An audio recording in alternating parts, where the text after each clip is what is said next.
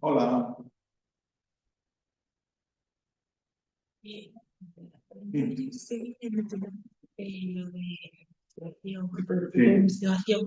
Lo que pasa es que yo estoy de tarde. ¿Podría comentarme? sí, bueno, Sí, sí. gracias.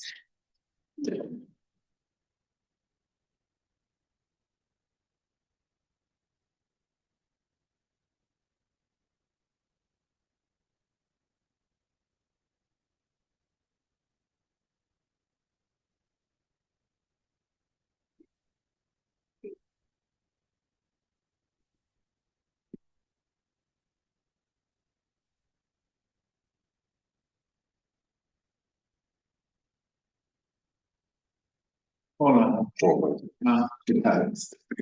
Ah, estoy aquí en presentación, se llama Curtindo, vale, te pongo lo un pequeño. escritorio. Vamos a que estés. Te pongo aquí. Así está.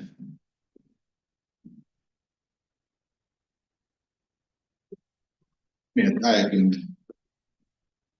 A veces.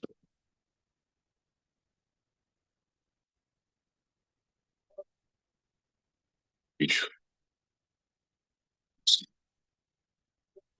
Esa, ¿sabes?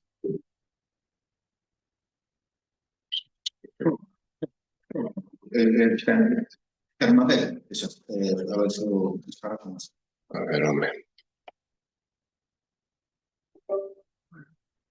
Eso sí.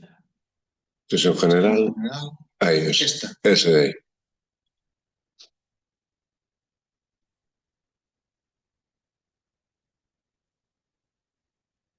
Ya está. Ahí está, vale. No sé qué un poco más, no pasa Aquí se queda a ver. Lo que pasa es que si de primero vamos a deixar esto. Sí, o cuadras. No puedo. Vamos a deixar esto de.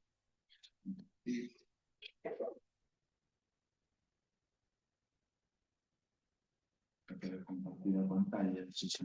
Vale, perfecto. Pequeño. No, simplemente lo Cuando mío y ya está. vas aquí, das aquí, eso está. Vale, si luego vista completa, ven back. Sí, sí. Vale. Sí, vale. Aquí.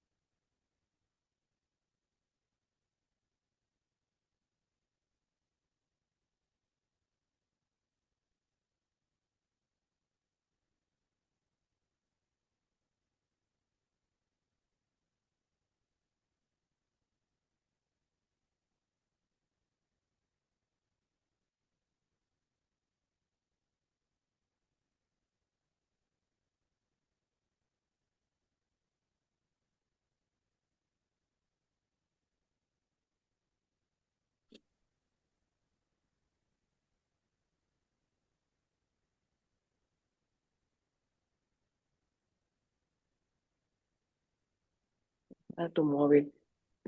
Porque mira, hay que escanear este QR. Y de ahí no puedo mismo.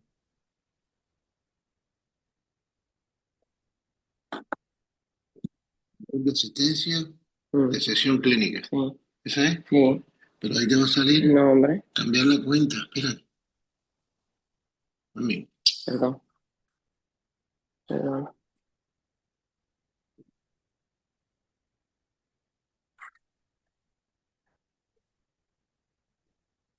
cambiar la cuenta. Este es el Ah, mismo tu correo.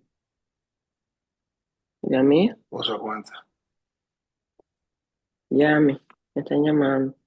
No. Te estamos viendo. Ah, ya me están viendo. Quita. Dice que quita el micro.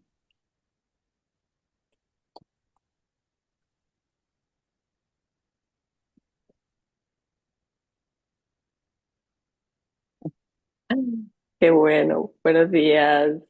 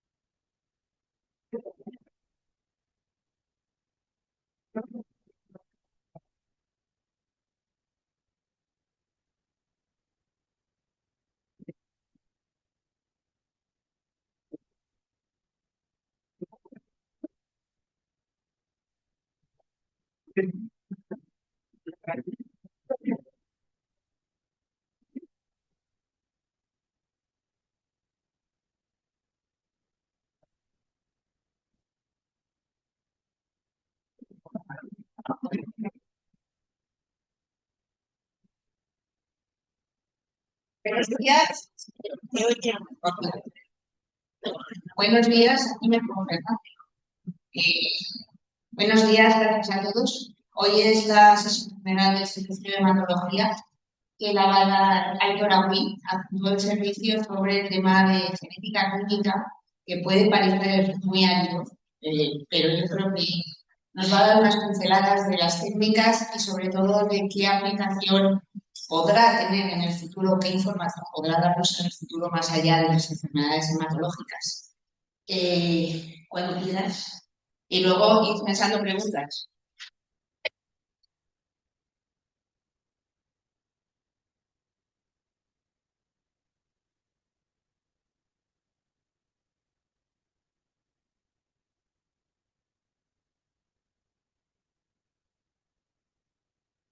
Moi ben, pois, moitas gracias, Esperanza, pola presentación, moitas gracias a todos por vir. Máis que a punto considero-me residente de 14º ano, porque esta hematología non hai que parar de estudiar, é un circo interesante. Ben, o título xa asusta, hematopoiesis clonal de potencial indeterminado. Vamos a intentar facelo da forma máis divulgativa posible, xa veredes que chulo é isto. E vamos a empezar con un estudio, bueno, relativamente característico. Isto é un cariotipo, non hai que explicarlo moito. Un cariotipo que é un cariotipo anómalo. Se vos fijades, os dous cromosomas 9 non son exactamente iguales. No cromosoma 9 que tedes máis para ali, hai unha zoniña abaixo que é máis clara, que non o ten outro cromosoma 9. E os cromosomas 22 tampouco son exactamente iguales. Ten unha zoniña máis clara que outro non o ten. Ben, pois ese cromosoma 22 que non ten a zoniña clara é o cromosoma Filadelfia, famoso. Ese cromosoma Filadelfia condiciona a transducción dunha proteína de fusión que se chama BCR-ABL e a inhibición dese BCR-ABL na leucemia mieloide crónica consigue que os pacientes vivan o mismo que a población general que non ten leucemia mieloide crónica. E isto, antes de conseguir estes fármacos, era unha sentencia de morte a 5 anos. Ben, isto é máis heavy, que nos vai aportar a genética no que é no campo da hematología, neste caso na oncomatología. Generalmente non é tan así, vale? Pero sí que nos aporta moitísima información. Tanto os estudios citoxenéticos, fai relevancia a aquele estudio que vamos ver os cromosomas, de acordo? Cito de célula, vamos a permitirnos ver de forma moderadamente macroscópica o DNA mediante estudios de cariotipo ou estudios de sondas fluorescentes con FISH. E tamén podemos ter estudios moleculares nos cales vamos ver a secuencia do ADN, as mutacións puntuales mediante estudios de PCR ou secuenciación masiva. Estos vai nos a dar información tanto a nivel diagnóstico, a nivel pronóstico, podenos condicionar o tratamento dos pacientes hematolóxicos. Vou barrer un pouco para lo mío. O cuadrito azul, a vosa esquerda, é a clasificación diagnóstica das leucemias mieloblásticas agudas. Vedes que hai un montón de leucemias mieloblásticas definidas por mutacións, por genes de fusión, etc. E no cuadro da vosa dereita é a clasificación pronóstica dos que vamos a tratar con quimioterapia. Vemos que está fundamentalmente basada en alteracións genéticas e citogenéticas. E isto condiciona o noso tratamento. Os pacientes que están nesa categoría de riesgo adverso, que probablemente a gran maioría de riesgo intermedio, se van a beneficiar de facer un trasplante halogénico en primeira remisión completa, cousa que o riesgo favorable non se beneficia. E non vamos a falar só da parte de oncohemato. Temos aí o hemofílico máis famoso da historia, Alexei Romanov, que, como recordades, foi tratado polo hematólogo máis famoso da historia, Rasputin. Será por eso que temos os hematólogos fama de tan ágiles. Somos moi majos, realmente. Como recordaredes, na carreira, a hemofilia é unha enfermedade genética. Unha enfermedade genética que se hereda a través do cromosoma X e que vai condicionar un déficit de fabricación do factor 8 da coagulación. Ben, dentro do gen do factor 8 da coagulación, o gen é enorme, pero enorme, é un bicho. E pode haber un montón de alteracións genéticas dentro do gen que van a condicionar distinto fenotipo hemorrágico. Consideramos dous grupos de mutacións, ou de alteracións genéticas. Temos as alteracións nulas, que van a considerarse aquelas polas cales non vamos a fabricar nada de factor 8 e vamos a ter unha hemofilia severa, pobre Zarevich, e aquelas mutacións non nulas polas cales se pode fabricar certa cantidad de factor 8 e vamos ter hemofilias moderadas ou leves, con un fenotipo hemorrágico realmente distinto. Aquí temos un exemplo de como, dentro do mismo gen, distintas alteracións presentan distinta química. Polo momento estamos falando todo o rato de enfermedade genética, xenética enfermedade, temos aquí un binomio. Pero que ocorre cando, nun estudio hematológico do que sea, encontramos unha mutación genética, pero dentro dos estudios de anatomía patológica, dos estudios de citología, de citometría, etc., non encontramos ninguna enfermedade hematológica. Pois eso é o que conocemos como hematopoiesis clonal de potencial indeterminado. Fundamentalmente consiste na aparición de mutacións somáticas, é dicir, alteracións non hereditarias nas nosas células hematopoiéticas, nunha cantidade suficiente, ten que haber por menos un 2% de células, vamos a definir así o concepto de base. E esas mutacións que se relacionan con patología hematológica, pero non hai ningunha patología hematológica que podamos identificar, van a permitir que esas células teñan unha certa capacidade expansiva que se non teñen esa mutación non terían. Isto é malo, per se non ten por qué. Vale, considérase, en moitos casos, un feito fisiológico, un feito compensatorio da pérdida de hematopoiesis que todos podemos ter pola edad. A edad todos se gasta. Rodillas doen, podemos ter insuficiencia cardíaca, a hematopoiesis tamén se ve disminuída. Estos fenómenos clonales que permiten unha ventaxa expansiva permiten compensar esa pérdida de hematopoiesis. Como vedes, para diagnosticar unha chip, temos que ter, como vos digo, unha cantidade suficiente de mutación. Ten que ser unha mutación que se relacione con patología maligna. Vamos a centrarnos na mieloide, o chip linfoide, o concepto, aínda máis en bragas. E non pode existir ninguna patología hematológica, porque senón non é un chip. É unha patología hematológica con esa mutación. O concepto de chip, como vos digo, a maioría dos casos consideramos os fisiológicos, pero existe un pequeno porcentaje que van ser patogénicos. Generalmente estimase un risco de progresión de menos de un 1% ao ano. Este é un concepto análogo que podemos ter que as hemopatías monoclonales de significado incerto coas linfocitoses B monoclonales. É dicir, isto non é malo per se, pero hai un pequeno porcentaje de pacientes que sí poden ter patología mieloide. E que patología mieloide? Pois fundamentalmente síndromes mielodisplásicos. É o que ocorre con todo o síndrome mielodisplásicos se lle damos o tempo suficiente que é facer unha leucemia.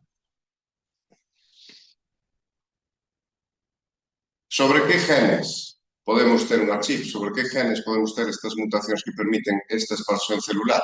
Pois fundamentalmente son genes que van codificar proteínas reguladoras do ciclo celular. Non son tan necesariamente protooncogenes ou genes supresores de tumores, como temos aquí P53, é un pouco excepción. E os máis importantes son os reguladores epigenéticos, como DNMT3-alfa e T2, que todo hematólogo debe conocer.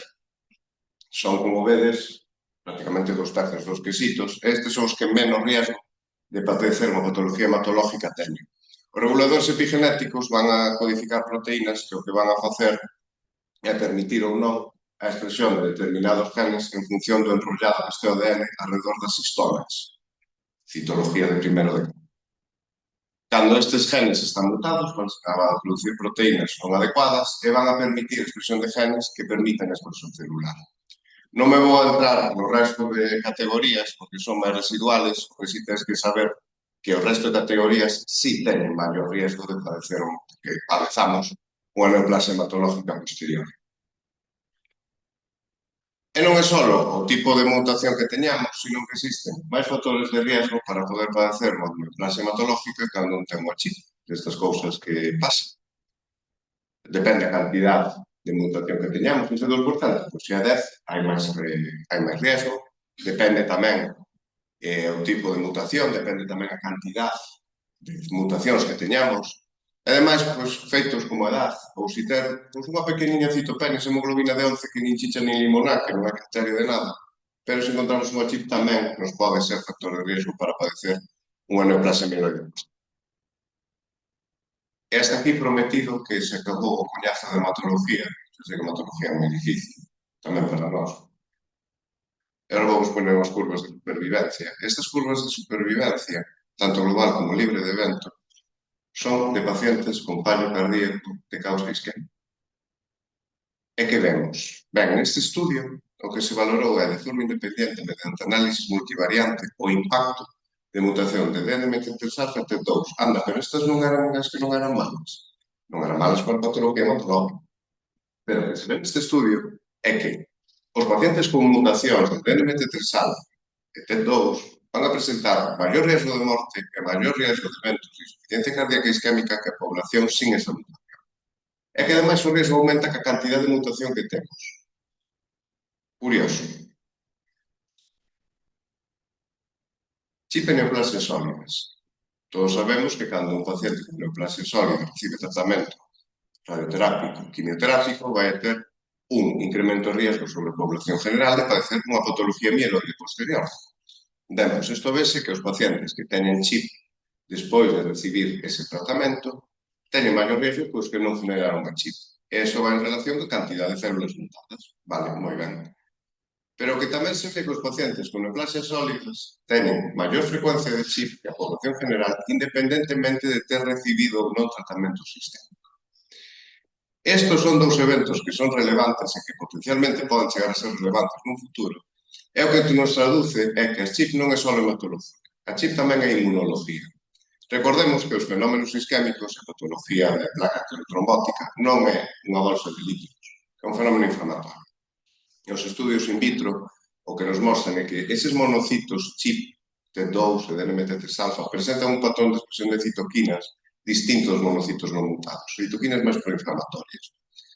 Dentro das neoplasias sólidas, este incremento de chip nos pacientes con neoplasias sólidas ainda está estudiándose, pero parece que existe tamén a teoría de que existe unha disregulación inmune que vai a permitir que estes pacientes con chip poden ter certa predisposición a padecer neoplasias sólidas, non só neoplasias hematológicas. E que podemos facer cos chip a día 25 de septiembre de 2025? Pois, por momento, nada. Nos encontramos nosotros a veces en estudios hematológicos por outro motivo. Non existen estrategias de screening, non existen estrategias preventivas, pero quizá no futuro podamos facer o que facemos con isto. Isto non é unha chip. Isto é unha enfermedade que se chama síndrome de Bexas. Esta é unha enfermedade proinflamatoria mortal que está moi de moda últimamente, pero conceptualmente sí que nos sirve para ver que é o que podemos chegar a modificar nas chip. Ben, o síndrome de Bexas é unha enfermedade, como vos digo, mortal, que se debe a mutacións no gen UBA1, que está no cromosoma X, fundamentalmente van a aparecer os varóns, e ten dúas situacións, dúas circunstancias moi curiosas. A primeira é que o 50% dos pacientes con síndrome de Bexas teñen ou van a ter un síndrome mielodisplásico, sin ser UBA1 un gen chip, sin ser UBA1 un gen relacionado con patología mieloide.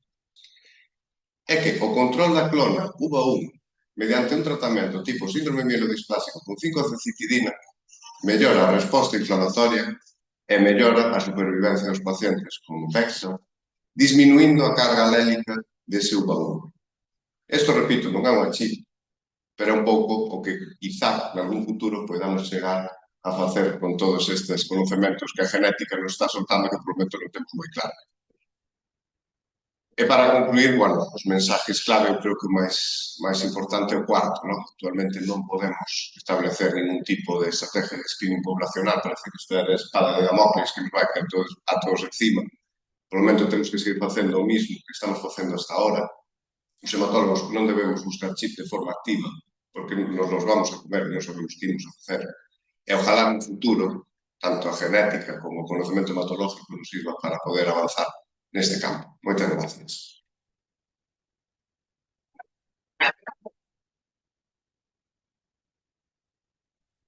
Gracias. Espero que no haya sido muy árida. ¿Tenéis alguna pregunta?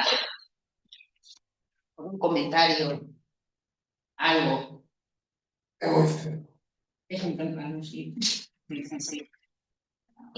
Pues nada, si no tenéis preguntas, yo tampoco. Pero promete, al final todos los pacientes van a pasar por nuestras manos. Técnicos, técnicos, etcétera. Pues nada, muchas gracias.